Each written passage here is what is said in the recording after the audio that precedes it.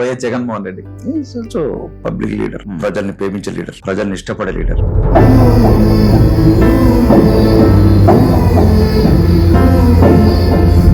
Sir ఒక్కసారిగా 151 నుండి 11 పడిపోవడానికి కారణం అంటే ఒక కారణం అంటే ఏం చెప్తారు సార్? దానికి జగన్మోహన్ రెడ్డి అయితే కారణం కాదు. ఎందుకంటే నేను కొన్ని స్కూల్స్ చూశాను, నాకు దాంట్లో జగన్ ఇన్స్పిరేషన్. మాకన్నా వయసులో చిన్నోడే కానీ జగన్ ఎడ్యుకేషన్ విషయంలో బాగా ఇన్స్పిరేషన్. కొన్ని స్కూల్స్, కొన్ని హాస్టల్స్ చూస్తే అసలు అవి ప్రైవేట్ కార్పొరేట్ కాలేజీలు కదా విద్య మీద అంత ఫోకస్ పెట్టాడు.